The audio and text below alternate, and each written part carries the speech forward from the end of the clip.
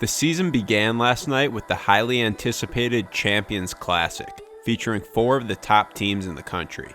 3 out of those 4 teams played what would probably be called something along the lines of smash mouth basketball. They played multiple bigs at a time and put a premium on post touches. The only team that didn't play that style was Duke. Here you see Duke's performance last night relative to the rest of the country that played yesterday. Obviously, a good portion of the top teams in the country played weak opponents to start the season. But even though Duke started with a top 10 team in Kentucky, their offensive performance was one of the strongest in the country, finishing with 1.43 points per possession. It was no surprise that Duke was dominant pushing the ball in transition. Clearly, they have the personnel to be an elite transition team. They share the ball and have 2 elite finishers in Zion Williamson and RJ Barrett.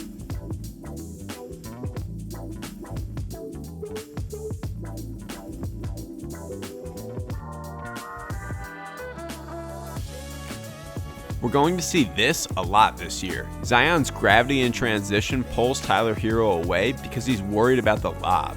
Nobody picks up the ball for an easy dunk by Barrett. Compare the pace and space of Duke to Michigan State. A staple of any Tom Izzo team has been the rim-running 5-man. The lead big for Michigan State is drilled to beat everyone down the court and fight for deep post position.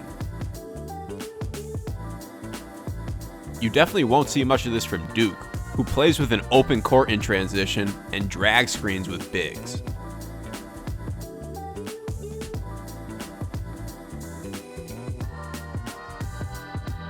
In half-court offense, Duke made tough shots right out of the gate. Tre Jones, Zion Williamson, and Cam Reddish eased any doubt, at least for a night, about Duke's potential floor spacing issues. This opened up the floor for everyone, especially RJ Barrett. Here's the same exact 3-point attempt by Quade Green that we just saw from Cam Reddish. Sometimes shots just don't fall, but the bigger problem for Kentucky was the lack of defense to overcome the poor shooting night. Here Bolden just stays down on the PJ Washington pump fake, not worried about the 3.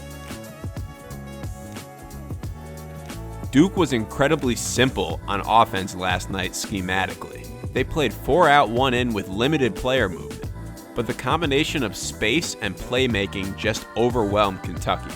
Here's just a simple dribble handoff that allows Barrett to get middle. This is exactly what Bolden's role needs to be as a vertical floor spacer. On this Reddish drive, there's literally no ball or player movement beforehand. He simply takes Herro for a nice lefty finish. You can see Duke likes that initial dribble handoff, but this score is again just the product of spacing and Barrett's talent off the bounce.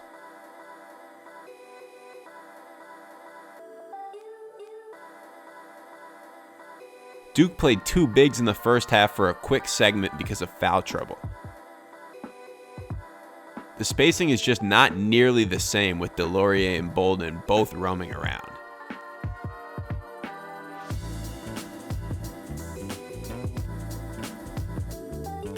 On the other hand, Kentucky played multiple bigs for most of the night. This baseline runner play that Calipari went to often shows the contrast in spacing. This is bad team offense, but Keldon Johnson was an individual bright spot last night. Kentucky has 3 bigs on the court here, and this time Herro is in the baseline runner action.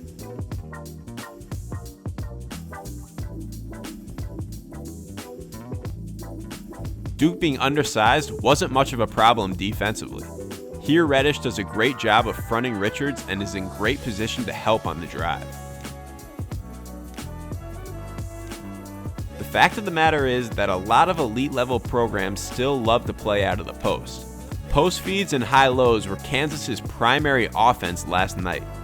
They have the guys to do it with Udoka Azubuike and Dedrick Lawson, but it's hard to watch these clips after watching Duke spacing and say that this is efficient basketball.